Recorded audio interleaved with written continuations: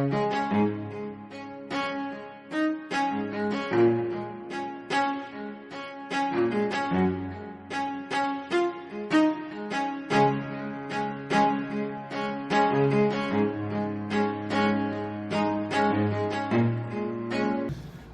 dia pessoal, eu sou o João, ou aqui na faculdade, né, Sundown. Hoje nós estamos aqui com um convidado super especial, que vocês provavelmente já ouviram falar dele na semana de administração. Se vocês estavam lá acompanhando o evento, que foi maravilhoso, que contribuiu para muita gente.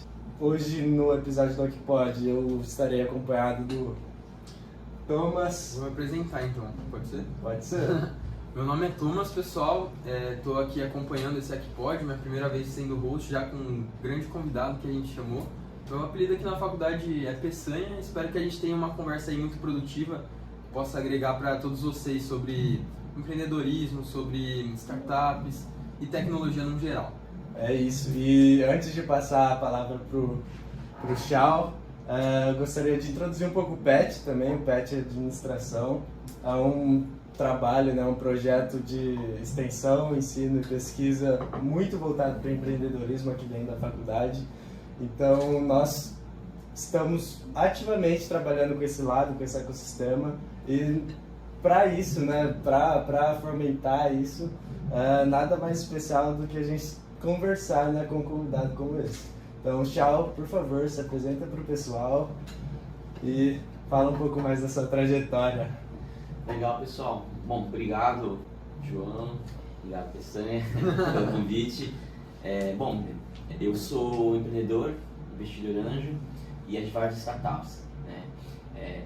Tudo nessa ordem. Mas tudo isso aí acabou sendo um processo que eu acabei construindo ao longo da minha jornada pessoal e profissional.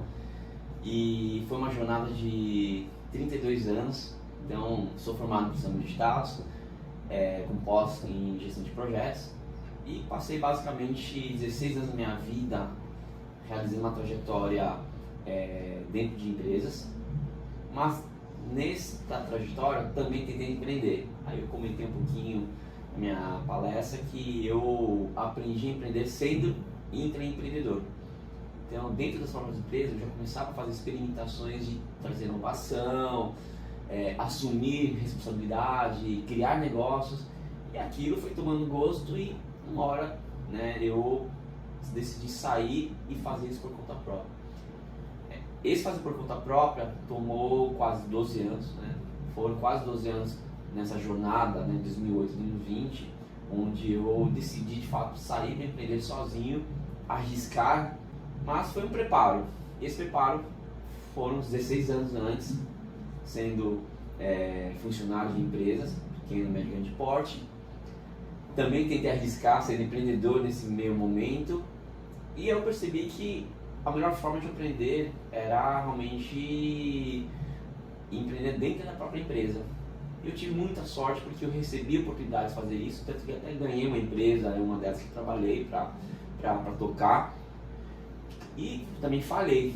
Então esse aprendizado fez com que eu, em 2008, já com 34 anos, tivesse a decisão de, bom, agora é o momento de fazer isso. E foi muito legal essa jornada, não foi fácil, mas essa jornada no final trouxe essa pessoa que vocês estão vendo, né? Um Xiao que foi empreendedor, que deu certo, e com isso que deu certo, também virou investidor anjo, ou seja, também comecei a investir em outros empreendedores que também seguem essa jornada que eu segui, e também virei advisor justamente para poder trazer e compartilhar toda a experiência dessa trajetória que eu fiz para esses empreendedores. Por quê? Porque eu percebi que é uma jornada difícil, muito empreendedor busca investimento, muito investidor sabe onde ele quer chegar, mas ele não sabe como chegar. Então eu pensei, caramba, então essa distância eu posso ajudar a encurtar, e aí eu vou ser advisor também deles. Então isso é um pouquinho, assim, um resumo da minha trajetória de como eu cheguei até esses 3 papéis hoje. Perfeito. Tem uma pergunta. Xiao, quando a gente fala sobre empreendedorismo e quando a gente fala sobre investimento, acho que tem uma palavra que, se você concordar comigo, acho que resume bem essas duas coisas, que é risco. Eu acredito que o risco resuma bem. Eu queria saber como era no início, quando você teve esse estalo, olha, agora eu serei um empreendedor. Como era no início lidar com o risco de tudo? Porque acho que o risco maior sempre está em começar, porque você tem todo aquele medo na sua cabeça, aquela insegurança. Você poderia falar um pouco mais sobre essa parte da sua trajetória? Claro, e assim, o risco faz parte de qualquer empreendedor. Então, qualquer negócio que o empreendedor sonha em construir, ele tem que ter em mente que o risco vai estar com ele desde o primeiro dia. No meu caso, descobri depois e percebi que o risco sempre esteve presente na minha vida, né? Até pelo fato da minha própria história de vida, de onde eu vim. Eu não nasci no Brasil, nasci no final da guerra do Vietnã, aí fugi com meus pais, né, para vários países até chegar ao Brasil, e eu percebi que, caramba, eu já nasci num ambiente de risco. Eu já vivi correndo risco com meus pais, viajando por vários países onde eles não falavam o idioma daquela região, tiveram que aprender, tiveram que construir a vida. E aí aquilo fez parte do meu DNA.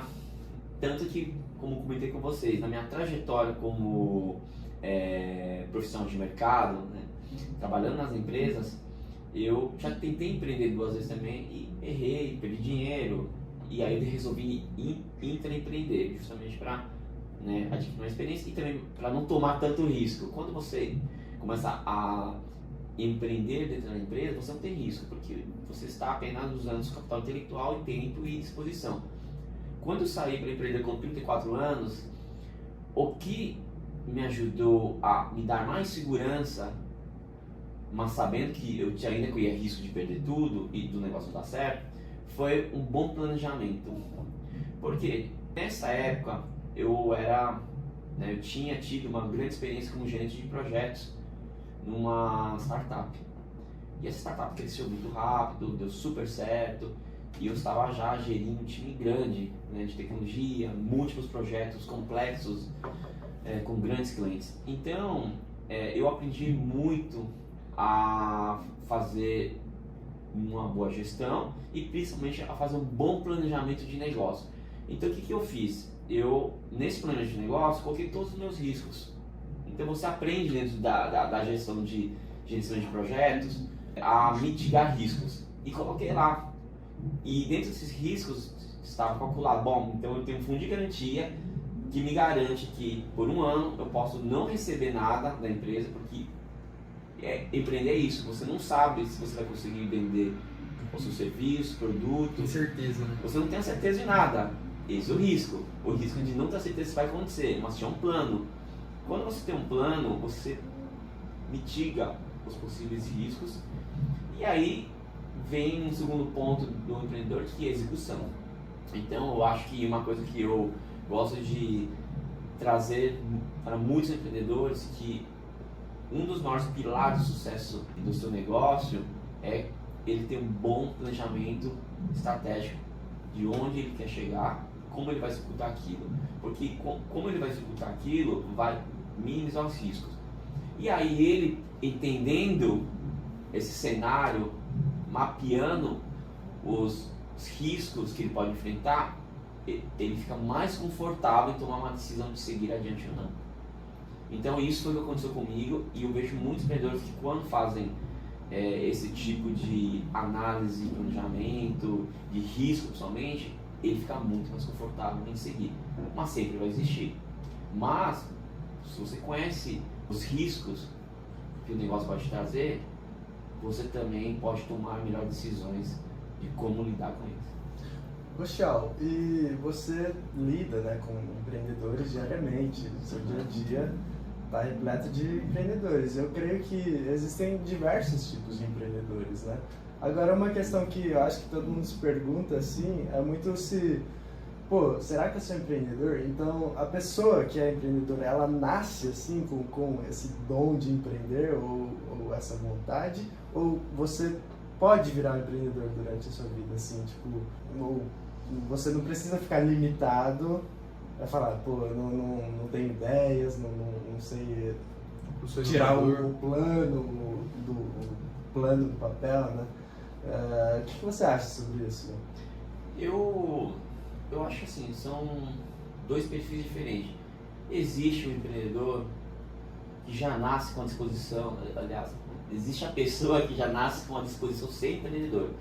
Então eu conheço poucos empreendedores que com 18 anos, com 16 anos, construíram seus negócios e estão aí até hoje. Então são assim, empreendedores com perfis raros. Então, vira e mexe, encontro alguém que eu conheço, que eu conheci, que o negócio dele hoje fatura mais de 200 milhões, 100 milhões, claro, começou quando era criança. Então ele tinha essa disposição, tinha perfil. Né? Outros herdaram o negócio da família e conseguiu também construir um negócio, mas são casos mais raros. E existem aquelas pessoas que têm um perfil que ele vai percebendo essa habilidade conforme ele vai avançando na carreira, que foi mais ou menos o meu caso. Eu sempre quis empreender, mas eu só descobri de fato isso quando eu comecei a trabalhar. Porque quando você começa a trabalhar em uma empresa, você vai descobrindo oportunidades, você vai percebendo problemas que você acha que poderia resolver, descobrindo desafios. Então, esse ambiente ele começa a estimular a pessoa. E aí, pode ser que uma pessoa com 25 anos descubra que, caramba, eu acho que eu posso, sabe, virar um empreendedor agora, porque eu vi uma oportunidade dentro da empresa que eu posso fazer. Isso acontece bastante, tanto que você vê muitos empreendedores na faixa dos 30 anos, na faixa dos 40 anos, inclusive, né? E esses empreendedores que são mais bem-sucedidos são empreendedores que estão na faixa dos 35 aos 40 anos. Por quê? Porque eles viraram empreendedores depois de terem passado por grandes empresas. Então isso é um perfil que eu vejo bastante. Então não existe uma regra. Um empreendedor, ele nasce, na verdade, de um perfil de pessoa que tem curiosidade e tem ambição de querer fazer mais, né? De querer resolver em cima da curiosidade e do problema que ele descobriu. Então eu acho que existem os dois perfis.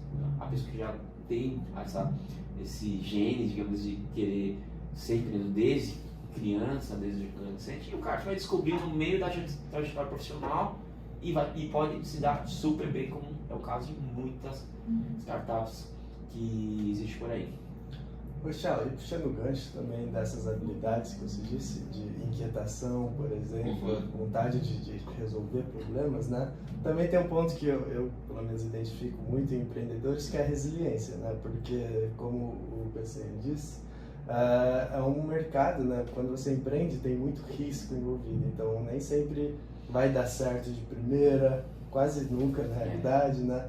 Eu gostaria de saber se você tem uma história assim de resiliência, porque é complicado, né? Muitos empreendedores podem parar ali de primeira e nunca ser o empreendedor que a pessoa seria, sabe? E se essa pessoa, eu acredito, né? Se ela segue esse caminho mais fácil de desistir na primeira, será que isso é uma característica empreendedora mesmo? Também, se você quiser. É um bom ponto. Como você disse, eu me deparo com muitos empreendedores de todo tipo de perfil. Muitos me procuram até para pegar conselho, porque está no primeiro negócio, etc.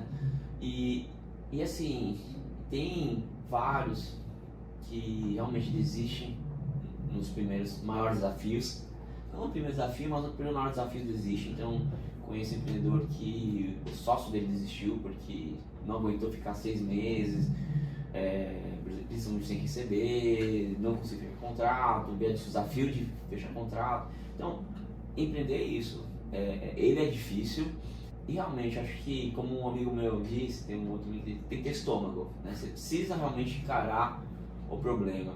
Eu mesmo, né, foram 12 anos criando, construindo 4 empresas. Já tinha tentado outras vezes, não deu certo, mas eu tinha meu emprego.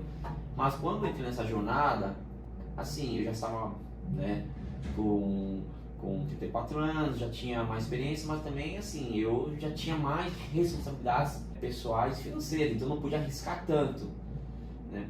Então eu tinha contas para pagar também, mas se coloca na balança. E aí durante essa trajetória, muitas coisas vão dar certo e muitas coisas não vão dar certo. E esses são momentos que o empreendedor precisa ser muito frio e não perder o foco, né? E principalmente a resiliência vem nesse momento para trazer, pelo menos em momentos mais difíceis que você está passando, um pouco de energia e confiança para que você continue seguindo. Então ontem mesmo comentei, né, durante a palestra que assim, eu muitas vezes, principalmente nesses últimos anos, onde o negócio acabou crescendo muito, precisava de muito capital intenso, assim, tínhamos muitos funcionários, você tem que lidar com muita coisa, você tem que lidar com gestão de pessoas, né, a pressão interna do seu time, você tem que liderá-los, você não pode também demonstrar insegurança ou fraqueza para o seu time, você tem a pressão financeira, de giro, de fluxo de cliente que não paga, você tem pressão de fornecedores, pressão dos investidores, pressão de clientes. Então você tem tanta pressão que em vários momentos eu não tinha certeza se ia conseguir vencer. Eu acordava de madrugada, não dormia, porque não sabia como ia pagar contas na semana que vem, eu tinha que negociar com o banco, buscar investidores, então, e várias vezes eu pensei em desistir, várias vezes. E foi nesse momento que eu pensei, caramba, eu preciso cumprir minha missão. Não cheguei até aqui para simplesmente de um dia para outro jogar tudo fora. E eu também tinha minha família, né? Bem ou mal, caramba, eu preciso também construir um legado também para continuar cuidando da minha família, para dar uma vida melhor para minha família e também para dar orgulho para meus pais. Então, é uma combinação de coisas que nessa hora que você começa a trazer para você, que você busca de novo aquela força e fala, não, eu vou até o final. E o final é aquilo, o final pode ser que você tentou de tudo, não deu certo e tá tudo certo.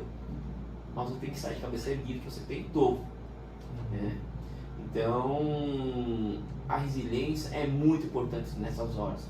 Porque a jornada empreendedora vai ter muitos altos e muitas baixas.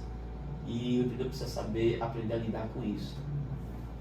Eu gostaria de fazer uma pergunta, talvez trazer a conversa um pouco mais do lado pessoal até, mas como a gente estava falando, né, existem vários perfis empreendedores e existem várias pessoas com desejo de empreender, só que em momentos diferentes. Então, uma vez o meu pai ele chegou para mim, meu pai ele é músico, né, ele falou, olha, eu tenho um dinheiro guardado, tenho o desejo de, sei lá, criar um bar, um restaurante, eu queria muito empreender, só que eu tenho vocês para cuidar, tenho as contas para pagar, tenho minha esposa, tenho aluno, como é que eu vou entrar agora num cenário completamente diferente? Aí você falando me remeteu a essa realidade, a esse momento, né?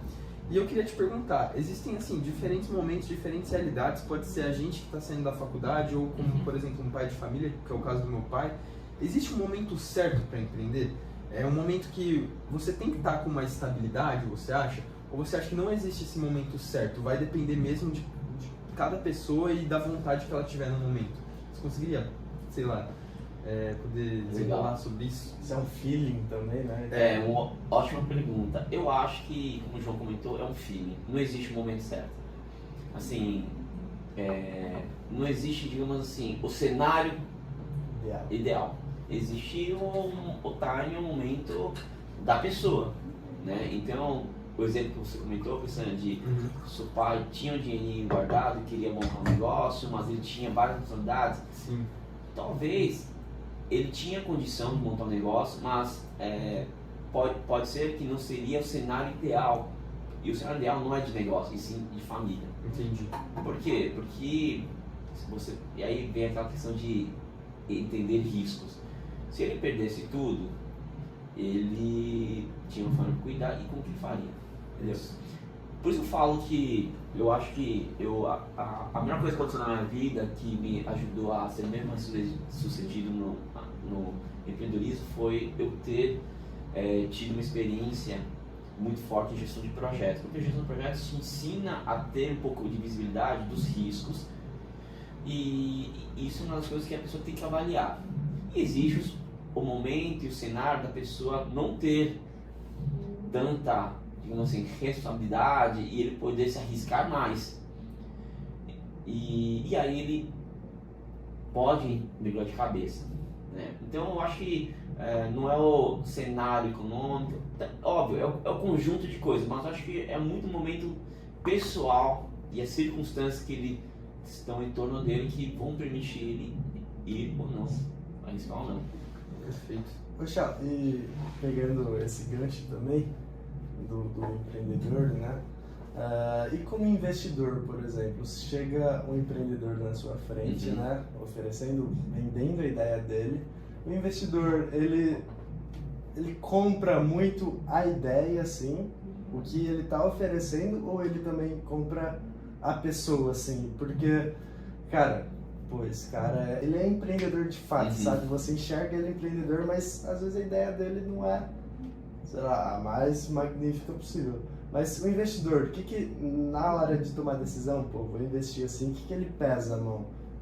Como ele pondera, assim, investir ou não investir? Super muito legal, né?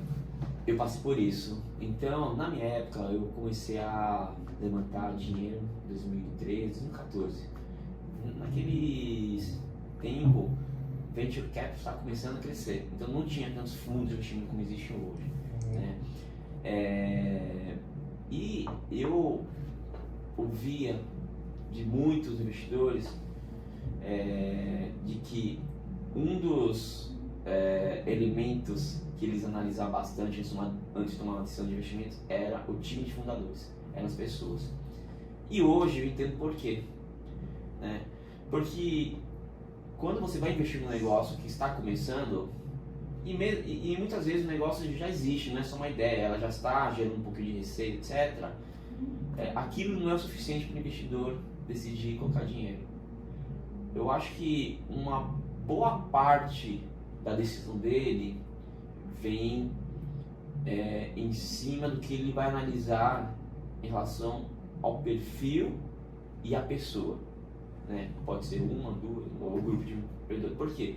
Porque na cabeça dele, qualquer empresa que está em fase de estágio inicial, e estágio inicial pode ser uma empresa de 2, 3 anos, inclusive, né? Ela tem um risco de não dar certo ou encontrar algumas adversidades no mercado, e as únicas pessoas que vão ser capazes de mudar essa rota, né, corrigir a rota para continuar mantendo o crescendo, são os fundadores.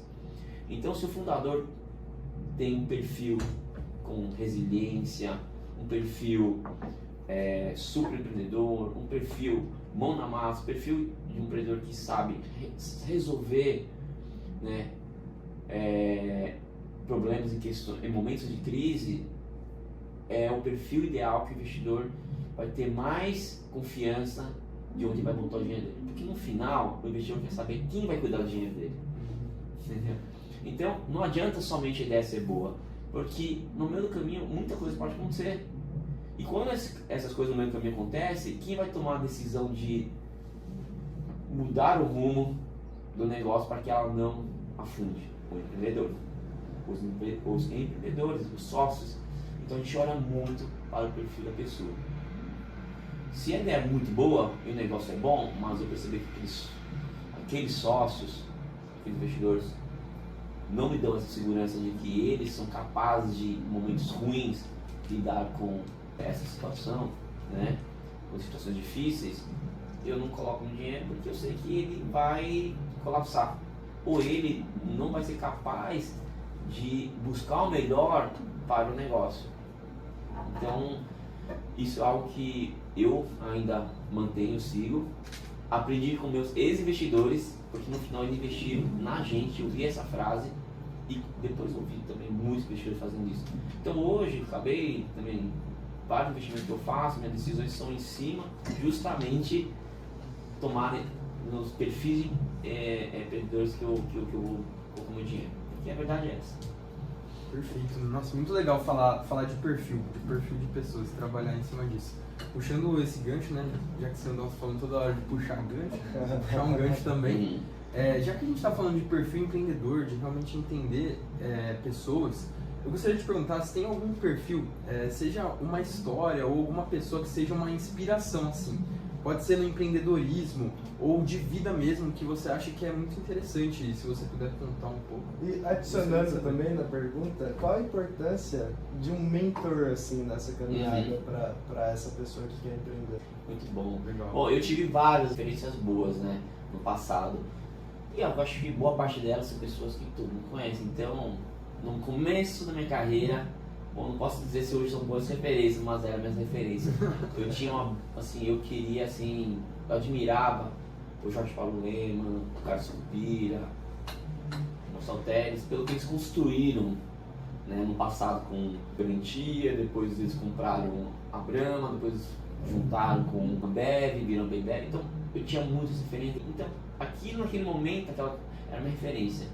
E curiosamente, depois fui ser fornecedor da B2W, perdi totalmente o meu interesse por eles, pela forma como eles lidavam com o mercado de fornecedores. E acho que isso é uma coisa pública, todo mundo sabe o que aconteceu aí. Sim. Certo. Mas, depois eu comecei a entrar nessa área de tecnologia e principalmente de startups, e aí eu comecei a ter outros parâmetros, outras referências. Quais foram essas? Jeff Bezos, da Amazon. O que ele fez com a Amazon em 97, quando ele começou a construir a 98, você vê que ele construiu um legado. O que é a Amazon hoje? Uma das maiores potências no mundo de e-commerce. Então aí eu comecei a ter esses caras na minha referência. Steve Jobs, porque você conhece a história dele também é fantástica, principalmente quando tiraram ele da Apple e chamaram de volta para salvar o negócio, e o que ele construiu depois quando ele voltou. Eu tenho o Elon Musk também como uma boa referência. E vindo para a minha realidade, eu admiro também um monte de empreendedores que estão dando certo aí. Então o Davi Vélez do Nubank, fantástico que ele fez também. E aí, puxando o gancho sobre essas boas referências, eu sempre também quis ter boas mentorias dessas referências. Mas óbvio que dificilmente você vai ter uma mentoria do Jeff Bezos. Então, eu comecei a descer um pouquinho a regra e falei, caramba, mas onde tem um celeiro de bons mentores que eu também admiro e poderia me ajudar? A Endeavor. Então, não sei se vocês conhecem a Endeavor. Cara, a Endeavor, o Carlos Cupira, né, trouxe a Endeavor para o Brasil em 2000 e ao longo do tempo ela foi se transformando e ela criou uma grande rede de mentores. Então lá dentro você tem os maiores empreendedores do Brasil, estão nessa rede aqui, e a Endeavor é mundial, então cada país tem sua rede de empreendedores, mentores. Você tem a Luísa Trajan também como mentora, você tem o Sérgio Fúrias como mentor também da rede, o Paulo Veras, que foi fundador da 99 Táxi. Então você tem vários mentores de peso lá dentro, e aí eu comecei a ter muito desejo de fazer parte dessa rede, ou pelo menos de fazer parte do programa de mentoria deles. E Endeavor é um processo muito difícil, porque é uma peneira. Para qualquer empresa fazer parte do processo de scale-up deles, de mentoria deles, ele passa por uma seleção, uma triagem. Então é mais ou menos, dependendo do tema que eles abrem para fazer mentorias para essas empresas. Então eles têm, por exemplo, os capítulos, os temas de varejo, empresas de B2B, de fintech. Então são temas que eles trazem empresas daquele setor para escalar, para dar mentoria e ajudá-los a escalar. E por 2 vezes eu fui selecionado dentro desses programas de mentoria deles, uma de B2B e outra de Retail Tech, um ano atrás do outro. O primeiro ano, quando nós fomos selecionados, foi muito legal. E aí a questão do networking, para nós também acabou dando certo. Primeiro porque a gente conseguiu um contato lá, porque nosso ex-investidor era mentor também da Endeavor, então ele nos indicou e passamos por esse processo. E esse processo é uma triagem mais ou menos de 500 a 1000 empresas que eles olham para escolher 20. Nossa. Em torno de 20 empresas que eles escolhem para fazer essa mentoria, que dura em torno de 3 meses. E quando você é escolhido, você entra nesse processo, é um carimbo, é um selo que você tem orgulho de mostrar para o mercado, porque é uma triagem difícil. E aí você começa a ter mentorias com essas pessoas que eu comentei. Eu passo por mentoria com Paulo Vera, Sérgio Fúrios, enfim, foram várias pessoas assim que... E algumas me marcaram. O Paulo Vera foi um deles que marcou, o Sérgio Furioso também, tem também do Cristiano Faé, que tinha Cérebro, depois Neogrid. Então, são vários mentores que vão em várias sessões te trazendo experiências, né, profissionais da carreira, dicas, e a gente aprendeu muito. E mais do que isso, quando você entra nessa imersão, né, de mentorias dentro da Endeavor, você também tem um padrinho. E isso também fez muita diferença na minha vida profissional, principalmente para aprender mais. Eu tive meu primeiro programa de mentoria da Endeavor, eu tive como meu padrinho o Luiz Ribeiro, que ele é o diretor-geral da General Atlantic. A General Atlantic é um investidor que investiu no quinto andar, só em empresas grandes. E ele, desde o começo, né, a cada 15 dias, tinha 1 hora de mentoria com ele. E ele me dá, desde o começo, ele entendeu a nossa trajetória, me deu dicas e a gente executou aquelas dicas. Inclusive, a venda da empresa veio de ideias da mentoria. No segundo programa que nós participamos da Endeavor no ano posterior, eu tive mentoria com o Ferson Lambranho. Né? O Ferson Lambranho foi ele, né, fundador da GP Investment, é um dos fundadores da G2 que investe na Centauro, e vai. Então, assim, cada mentoria me ajudou muito nas minhas decisões que eu tomei nos meus negócios e na minha carreira.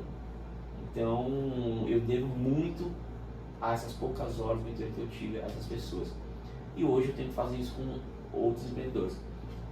E sim, eu acho que se todo empreendedor puder ter pelo menos um mentor desde o começo do seu negócio, vai ajudar bastante a encurtar os caminhos.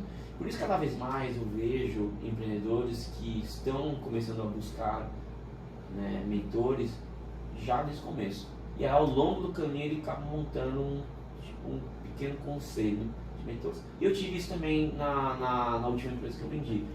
Eu trouxe 2 mentores para me ajudar no negócio, que também fez muita diferença. Bacana. Um ponto que você falou que eu achei muito interessante, uma palavra, na realidade, é networking.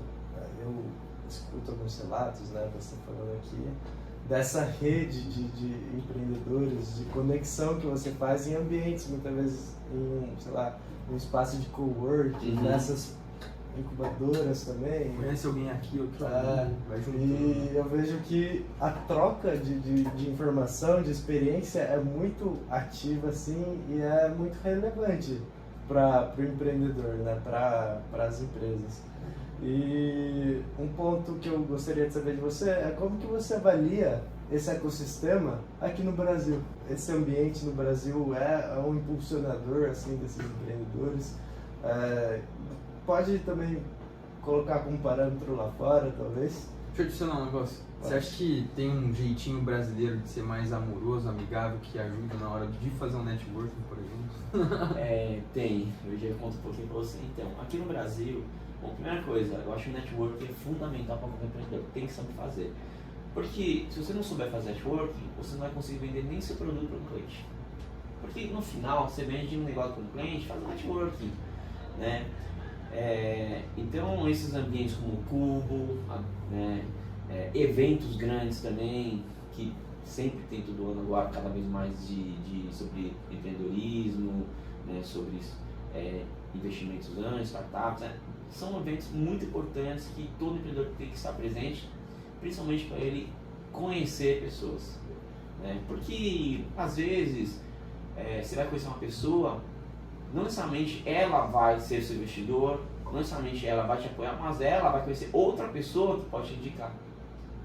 E aquilo acaba te economizando e criando novas oportunidades de negócios e profissionais. Então eu circulo muito, né, esse ecossistema justamente para conhecer muitas pessoas, para fazer relacionamento. E muitas vezes, muitas oportunidades chegam até mim, não sou eu que vou conseguir ajudar a pessoa, mas eu já sei quem vai ajudar. E eu gosto desse caso aqui que eu comentei ontem, eu tive um estagiário, começou comigo em 2009, 2010, e ele trabalhou comigo até 2018, 2019, acho que 2019, e ele foi se formou lá dentro comigo. Ele acompanhou todos os meus ciclos em todas as empresas e ele foi crescendo comigo. E aí quando ele, em 2019, quando ele saiu da empresa, ele já era gerente, coordenador, e nesse momento ele acabou saindo da empresa para assumir outras responsabilidades. Ele foi ser CTO de uma outra empresa. E aí eu sempre mantive contato com ele, porque eu gosto muito dessa pessoa. Depois ele não deu certo, ele ficou 2 anos, fez o que ele tinha que fazer nessa empresa, saiu e montou a consultoria dele, foi empreender. E eu continuei em contato com ele, e olha só, networking, eu contratei ele para ser fornecedor da empresa. E ficou. Eu já tinha vendido a empresa, inclusive, né? Eu tinha vendido a empresa.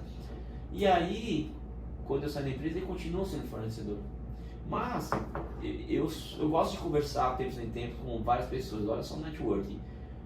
Assim, boa parte da minha agenda da semana é networking. Muito menos trabalho, muito mais networking.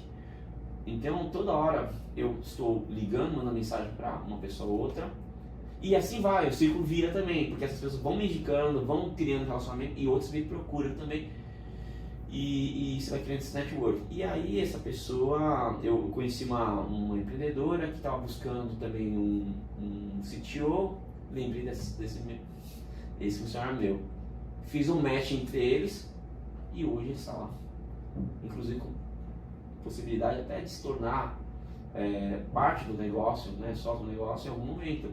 Então, você vê, tudo isso aconteceu porque a gente manteve o network, o contato. Então, é muito importante. Outro caso, semana retrasada, o meu sócio, né, da minha consultoria comentou, olha, precisamos entrar nesse segmento aqui, e você conhece alguém? Eu falei, cara, é um segmento que eu não conheço ninguém ainda, fintech. Aí o que eu fiz? Fui no LinkedIn, procurei o presidente, quem era o presidente, quem eram as pessoas da associação, e aí soltei no meu grupo de investidores que faço parte. Em questão de 5 minutos, um dos investidores que eu conheço, um dos membros do conselho, já falei para ele de você, toque o telefone e liga para ele. Liguei para essa pessoa, mandei mensagem para essa pessoa, ele me respondeu na hora. Por quê? Porque foi uma referência que já veio. Perfeito. Marcamos um almoço, né? Almoço inclusive a semana com o CEO da associação, e já está nascendo uma potencial parceria. Se eu não tivesse esse network, seria muito difícil chegar nessa pessoa. Inclusive essa pessoa é assim, executivo de mercado, mesmo, ele foi assim, posição global do Santander e membro também dependente da Pismo, que acabou de ser comprado pela Visa por $1 bilhão. Então, como você chega numa pessoa dessas? Por network. Ontem estava vindo pra cá, me liga um empreendedor que eu investi, né, que eu invisto, muito legal, e ele estava assim, caramba, eu preciso acessar agora um investidor de peso, porque o concorrente dele acabou de ter uma rodada grande. Aí me ligou, Chau, preciso muito da tua ajuda. Você consegue me conectar com o Alfredo Vilela?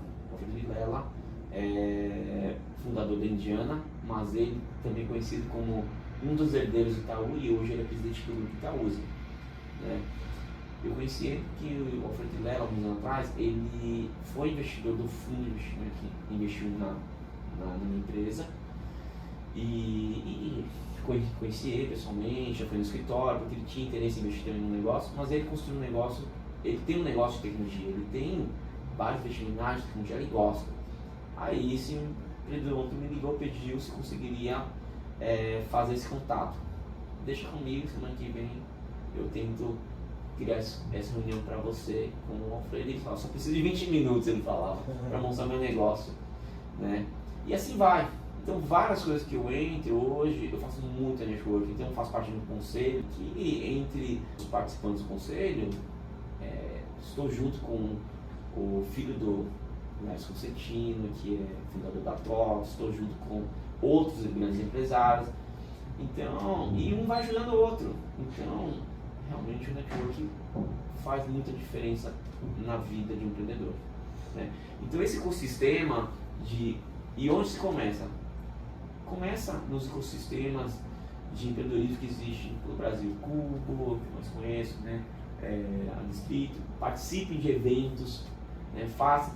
E numa dessas você vai conhecer várias pessoas que podem te agregar em vários aspectos do seu negócio, seja na parte financeira. Amanhã você vai pensar, caramba, não sou bom em finanças, mas conheci um cara lá que pode de repente nos ajudar, vamos conversar para ver se você tem interesse. Caramba, conheci esses caras para nos ajudar a entrar na empresa, conheci esses caras para nos nossos clientes, conheci esse cara pode nos levar a conhecer outros investidores. Então é importante. Só pergunta, Peçanha, lá fora, como isso funciona? Igualzinho, só que a diferença é que lá fora, culturalmente, é diferente do Brasil. Então, 2 semanas atrás eu estava conversando com um investidor chinês, então a cultura é totalmente diferente. Você já aborda diferente também. Totalmente diferente, mas é um cara que mora no Brasil, trabalhou muito lá fora, e quando eu converso com ele, a minha forma é diferente. Assim, não é tão frio porque quando você está com os chineses, o cara é seu conterrâneo, o cara, né, assim, o cara tá mais à vontade e ele fala o que quer pra você, porque ele entende que a cultura é a mesma. Então, e a gente estava conversando sobre isso, né? Então, por que o Brasil é bom? O Brasil é bom se você tem dinheiro e se você tem contato, nas palavras dele, né? Porque aqui, contato facilita muito a tua vida. E aí foi nesse exemplo que eu te dei. Lá fora não, lá fora é o seguinte, lá fora não é tão caloroso. E o Brasil tem essa mesmo, aqui você faz network mais fácil porque, opa, e aí João, tudo bem? Por quanto tempo? E aí, as pessoas gostam de você. Minha esposa brinca porque lá no condomínio onde eu moro, eu sou super conhecido lá. Todo mundo me conhece lá. Todo mundo me conhece. Por quê? Porque eu sou esse cara que conta, né? Conta uma história de vida, as pessoas gostam. Lá fora não. Lá fora cara, skin game, show me the money. Cara, vamos ao objetivo. Eu tenho 20 minutos, me conta onde eu vou ganhar aqui, me conta como eu vou te ajudar e acabou. Então, fazer relacionamento lá fora é muito diferente. Então, eu acho que networking no Brasil, eu gosto do modelo, né? Porque eu sou uma pessoa muito comunicativa, então eu gosto, né, de fazer relacionamento, mas lá fora não funciona, lá fora é um pouco diferente. Eu já tive com israelenses, é um pouquinho diferente também. Então eu trabalho com um pouquinho de cada cultura, italianos, então italiano é muito direto também, alemão então nem se fala, então americano também já é mais direto, curto, grosso. Chinês eu tenho, como eu sou da cultura, eu já tenho mais aquele calor, empatia, mas eles são muito mais clínicos também nas análises, são mais também diretos. Então, cada cultura é diferente. E eu creio que cada cultura também tem um ponto forte, né? Uhum. E, Michel, você falou um negócio interessante, um termo, né? Rodada de investimento. Eu gostaria que você explicasse também para quem está assistindo e muitas vezes não está familiarizado com o termo, mas rodada de investimento, o que é Venture Capital, por exemplo, e até a definição de startup, assim, para você. Bacana, vamos lá. Definição de startup. Startup é diferente de comércio, por exemplo, é um negócio que ela nasce com uma ideia e ainda sem garantia de que aquela ideia de fato pode virar um negócio. Então, todo mundo que vai empreender e cria uma startup, o conceito? Eu vou criar um negócio que tem o potencial de resolver, né, algum problema, né, ou ajudar algum negócio, mas é uma ideia que eu vou desenvolver ao longo do tempo e que, se tudo der certo, pode dar muito certo, né? Pode virar um negócio. Né?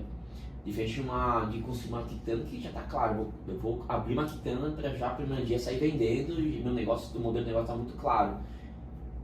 Mas tratar o modelo de negócio dela ainda não está muito claro no começo. Por isso que ele é um negócio de risco. E aí vem o Venture Capital. O que é Venture Capital? Capital de risco.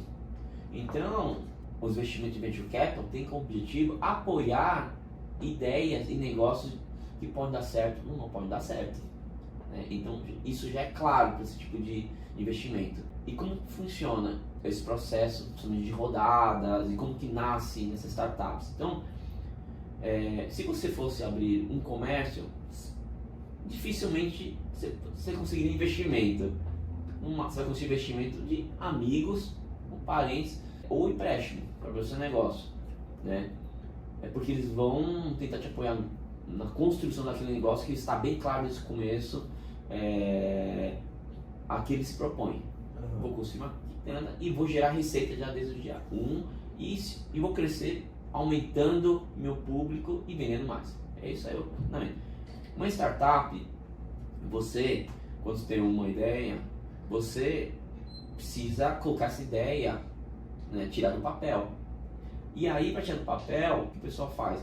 Busca um primeiro investimento, a gente chama de family friends, ou seja, para conseguir contratar um programadorzinho ou, sei lá, trazer alguém que vai te ajudar a desenvolver aquilo. E aí você busca amigos que vão entrar nesse negócio. Esses amigos vão entrar no negócio com pequenas participações, porque eles vão virar seu sócio, acreditando que aquela ideia pode virar um negócio, mas também ao mesmo tempo sabem que pode perder o dinheiro, porque esse negócio daqui a uma semana pode ter ido pode não existir mais. Isso é falta de risco. Então, os processos que eu comentei ontem e que existem são as fases de ideação, que é o momento da ideia, e você transformar a ideia em algo palpável, tirar essa ideia do papel e realmente colocar para ser executada. E essa fase de ideação é isso, é testar essas ideias. E aí você vai precisar de um pequeno investimento. Como eu dei o exemplo, você pode precisar contratar alguém para te ajudar a tirar a ideia do papel e colocar em prática. Quando você começa a colocar em prática e você vai para uma fase de validação da ideia. O que valida a ideia? Agora já que eu tenho já meu produtinho para tentar testar no mercado, vou agora validar, vou agora tentar vender no mercado, vou descobrir se esse produto do jeito que está atende não tão, volto para fazer ajustes.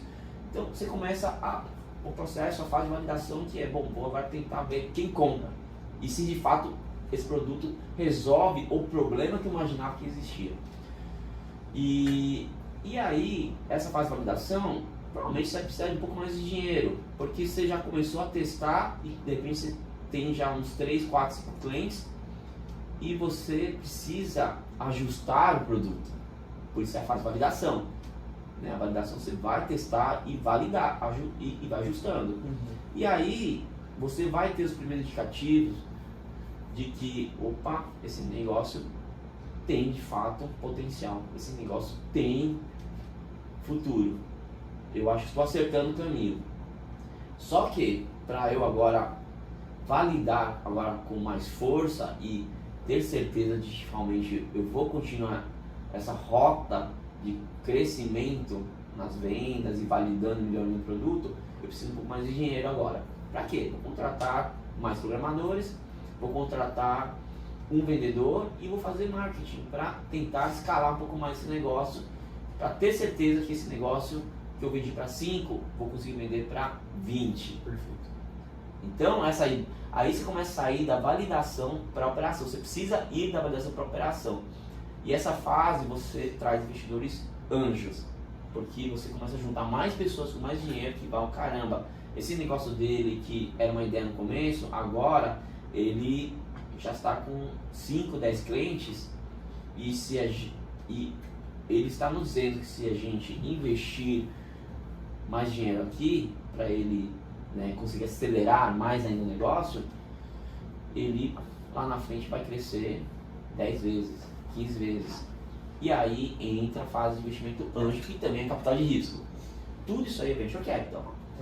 E aí vai para a fase de operação. A fase de operação é onde eles já estão de fato já ganhando velocidade nas vendas, está operando o negócio já com um tamanho maior, está vendendo mais, aí está comprando mais, aí começa a ter os problemas que é suporte ao cliente, começa a ter vários outros desafios, porque já está operando o negócio, mas também é uma fase que ele está praticamente encontrando o seu product market fit, ou seja, agora nesse modelo de operação já entendi que meu produto é este é o meu modelo de venda ideal, este é o meu produto de venda ideal, porque já estou vendendo para 50 clientes e está escalando, crescendo uma média de 20% ao mês.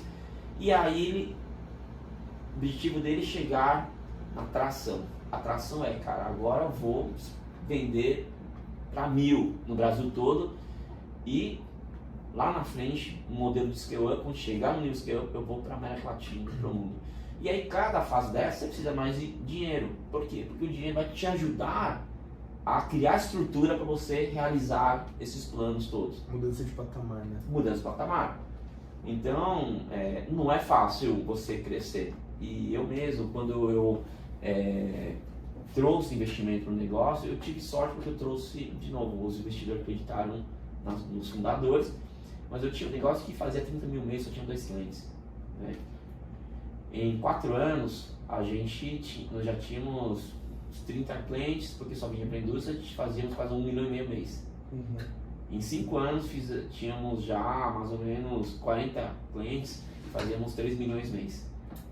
Só que tudo cresce também proporcionalmente, você precisa ter muito investimento, você vai trazer mais pessoas, tem que montar processos, né? Na empresa você tem que ter uma boa gestão de pessoas, cultura. Então, cada patamar exige competências, né? Pessoas especializadas para te ajudar naquele momento e dinheiro para poder fazer tudo isso aí. Perfeito. Tchau, muito legal. Tudo que você fala, assim, pelo menos agora, nesse momento, me lembrou muito um livro que a gente leu, da Startup Enxuta. Acho que Eric Ries. Eric Ries. É isso, eu ia falar Eric Ries. Eu gosto muito desse livro. Então, me lembrou vários conceitos que você falou, me lembrou esse livro. E agora eu vou caminhar já para minha última pergunta, por conta do tempo, depois se você quiser caminhar para a sua também. Vou mudar até um pouco o foco, vou trazer um pouco mais pra gente, pra meio que ser um conselho, assim, sabe? Eu, por exemplo, sou uma pessoa que gostaria de ser empreendedor, de no futuro ter algo escalável, construir um produto também. E eu não sei você, Sandal, o que você fala? Você também gostaria de ser empreendedor, você acha? Eu gostaria, porque justamente dentro do PET, que foi um projeto que eu abracei muito na faculdade, a gente tem um projeto startup, né? Sim. E a gente justamente, você falou da fase de ideação, a proposta desse projeto é justamente, nós como universitários, que dor a gente sente, como que a gente pode resolver, Qual é o nosso problema, como a gente vai resolver esse problema, como a gente vai tornar ele escalável. Então a gente tem umas reuniões assim, a gente elenca, né? E tenta achar soluções. E isso, eu até falei aqui antes pro Chau que eu gostaria de seguir, né? Trabalhar nesse ecossistema. Talvez empreendendo, talvez de outra forma. Mas me despertou, né? Uma vontade sim de crescer. Boa. Agora eu vou caminhar para minha pergunta, então. A gente que está aqui, saindo da faculdade, indo entrar para as empresas, por exemplo, é porque é muito difícil a gente sair com 19 anos e já virar um empreendedor. Existe alguma maneira da gente entrar em empresas e já trilhar um caminho voltado ao empreendedorismo? Eu lembro que você falou sobre o intraempreendedorismo também. Se puder relacionar com isso, alguma maneira da gente entrar, buscar um estágio que já vá trilhando a gente para um caminho empreendedor. Eu tenho muito essa dúvida dentro de mim e acho que esse é o momento certo para eu te perguntar isso. E complementando só também, porque eu estou no 8º termo, né, como eu comentei, e quando você está em busca de estágio, ou você escuta relatos de pessoas estagiando, geralmente você fica, eu vou entrar, vou ser estagiário, não vou ter autonomia nenhuma, sabe? Vou pegar café, por exemplo. Como que eu me sinto dono, assim, da empresa para talvez criar um novo projeto e ser o intraempreendedor, né? Legal. Uma ótima pergunta até para fases e momentos de vocês, né? Mas eu acho que você comentou, eu com certeza recomendei até ontem isso na palestra, mas trilharia no começo em poder estagiar, trabalhar em startups. Se quer empreender, tenta trabalhar em startups. Por que startup? Porque são empresas menores que eles não têm muito braço. E como não tem dinheiro para ter muitas pessoas, eles precisam tirar o melhor e o máximo do colaborador, inclusive do estagiário. Ou trabalhar em grandes empresas também. Tem muitas empresas que estão criando áreas de inovações, então acho que o Fernando é um bom exemplo disso, né? Trilhou um caminho muito legal, um ex-aluno da Unesp, inclusive. Então, assim, você pode. A melhor forma de começar a empreender é primeiro vivendo dentro do ecossistema. E trabalhando dentro de empresas que vivem o segmento de inovação. Né? Porque você vai respirar aquilo, você vai observar como aquilo funciona, vai entender. E como você começar a participar de fato nesse processo. Eu ouço muitos empreendedores, muitas empresas reclamando que o que falta no mercado hoje, junto aos seus colaboradores, desde o estagiário até a diretoria, e muitas vezes é a proatividade. Certo. Todo mundo reclama hoje, cara, eu mandei embora aquilo, o cara só faz aquilo e acabou. Então esse cara que tem que ser empreendedor nunca vai ser, porque se ele não consegue nem desempenhar o melhor dele dentro de uma empresa e recebe esse tipo de crítica, com certeza é um cara que vai fazer, né, vai empreender, porque empreender é se doar, né, é você buscar inovação, é você provocar, é você querer fazer mais do que você é contratado para fazer. Então, se você tem esse perfil, qualquer empresa, independente de ser uma startup, uma empresa, você vai conseguir aprender a empreender. Então, eu acho que isso é uma dica que eu dou. Então, mas comece uma empresa. E comece uma empresa com essa mentalidade de ser dono. E a mentalidade de ser dono não fica somente na vontade ou no desejo de ser. Demonstre, execute. Porque quando você começa a fazer isso, você está provocando o outro lado a ter uma reação positiva, tipo, caramba, esse cara tem cabeça de dono, vou dar mais responsabilidade para ele, esse cara tem cabeça de dono, né? Eu vou ficar mais em cima dele, esse tem potencial. E é assim que as coisas funcionam. Até hoje eu vejo muitos empreendedores, pessoas reclamando de pessoas que ficam sentadas na cadeira, não são proativas, entendeu? Esse é o maior problema. Então existe. O que quer dizer esse cara? Que se tivesse uma pessoa muito proativa, ele ia valorizar muito mais, ele ia provavelmente em algum momento chamar para ser sócio, uma participação, ou se ele está numa empresa maior, ia crescer muito mais rápido dentro da empresa, porque são pessoas assim que todo mundo quer trabalhar. E com o tempo, você tendo esse tipo de atitude, você mal percebeu, você virou empreendedor. Você virou sócio do cara. Entendeu? Você já tem uma pequena, nem que seja 0,05% de participação, você já é sócio da empresa. Entendeu? Então esse processo todo, que consiste de tirar do papel a vontade de ser empreendedor e executar, é o melhor caminho, né? Porque alguém vai te olhar, né? Como aconteceu, eu já inclusive esses funcionários meus tinham opções na empresa, ganhando dinheiro com a venda da empresa, então ganhando um bom dinheiro. Então eu tive esses funcionários que ganham bom dinheiro quando a empresa foi vendida. Por quê? E como esses funcionários ganharam opções? Porque eram pessoas que saíram fora da caixa. Então essa dinâmica funciona. Entendi. E outra pergunta bem pessoal. A última, infelizmente. Por causa do tempo. Pessoal me barrando. Não, mas é tanto assalto. Não, sim, mas a gente ficaria aqui 3 horas tranquilo, porque já falei do pet, né? Então. Tchau, nós aqui, né, nós estamos no curso de administração, nós temos um pouco de matérias, né, conteúdo relacionado à tecnologia, e hoje startup está altamente vinculado à tecnologia. Sim. Né? Então, assim, como administrador, às vezes a gente está tendo uma ideia e isso é um caso real na realidade, a gente teve uma ideia, aí a gente falou, agora como que eu coloco essa ideia, porque eu não sei programar, não sei... Perfeito. Não sei avançar, sabe? Sabe como que a gente resolveu? Eu fui ver vídeo no YouTube. Mas essa começa. A gente falou, a gente tem que achar algum jeito, a gente, sei lá, vai procurar alguma aceleração, ou tentar vender a ideia, né, um modelo, assim, mas como que a gente sai dessa, não sei programar, por exemplo, Perfeito. para começar a desenvolver a ideia? Bom, com certeza, dentro do campus ou dentro do grupo, sempre vai ter alguém que programa. Porque sempre tem um curioso que deixa eu aprender a programar. Então, eu acho que a primeira coisa, você ou algum parente, algum amigo, algum primo que sabe fazer isso aí. Então, uma das formas de você tirar a ideia do papel e como você disse, né, boa parte das ideias requerem o uso de tecnologia, vocês, assim, muito dificilmente você vai encontrar alguém que vai investir e vai, não, então eu trago, vou te dar dinheiro para você trazer o programa. Não, ele quer que você já tenha um time que já montou, que conheça. Então, a melhor forma é você buscar alguém dentro da sua rede de relacionamentos que é bom programador, que conhece. Ou, como o Peçanha disse, alguém que tenha curiosidade, cara, deixa eu aprender a fazer. Já vi muito empreendedor que fez isso, inclusive. O cara é engenheiro, aprendeu a programar. O cara é arquiteto, aprendeu a programar para poder construir o protótipo dele, etc.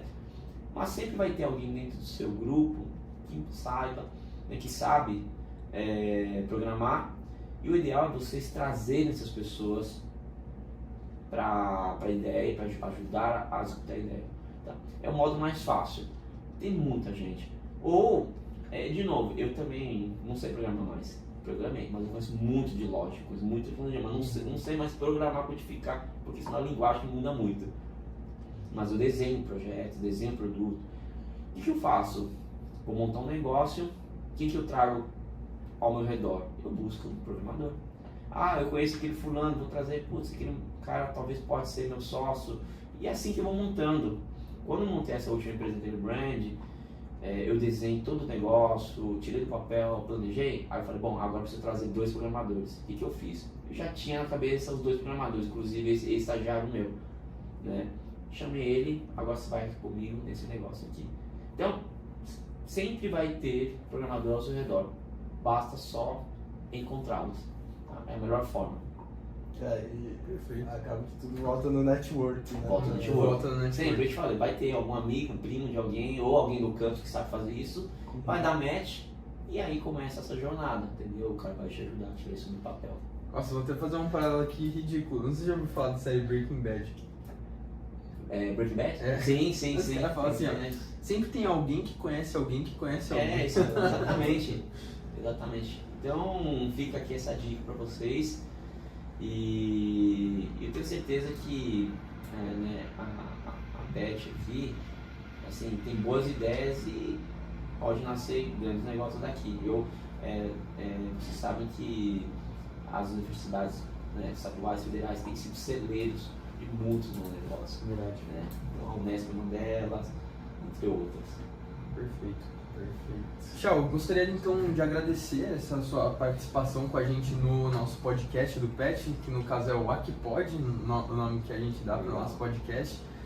Tenho certeza que foi um momento, uma roda de muito conhecimento, principalmente para mim pessoalmente, para o Sunão pessoalmente e para todo mundo que vai assistir, que a gente vai estar divulgando aí para a faculdade, para a galera do PET também, que está ali torcendo pra gente fazer uma boa condução aqui e tudo mais. Encerrando com uma lágrima. Mas no geral é isso, ó. Gostaria muito de agradecer. Obrigado, João. Esse é um grande prazer. É isso. Obrigado, pessoal, por Obrigado, estar assistindo. pessoal. Valeu. Uma última palavrinha também, Tchau, se quiser divulgar seu LinkedIn, verdade. o pessoal que ficou com uma eventual dúvida. Legal, pessoal. Bom, eu tenho meu LinkedIn, né? É Chao San. Depois o time aqui pode A gente coloca na colocar, descrição. né, a descrição ou como vocês me encontram por lá. Também tem no Instagram, mas no final tudo leva ao LinkedIn. No LinkedIn eu falo bastante sobre empreendedorismo, sobre mentorias, sobre startups, venture capital. Muitas pessoas me procuram no próprio LinkedIn para também tirar dúvidas, conversar comigo sobre ideias. Então fique super à vontade para me contatar, que eu, como eu comentei no começo para vocês, eu gosto muito de conversar com as pessoas justamente para levar também esse conhecimento que eu adquiri e continuo aprendendo, inclusive, né, para o ecossistema, porque é uma forma da gente também ajudar as pessoas a trilharem o caminho do sucesso. É isso, Tchau. Bom, Então, muito isso. obrigado, pessoal. Obrigado, Até o pessoal. próximo episódio. Até a próxima, gente. Fiquem Valeu. ligados.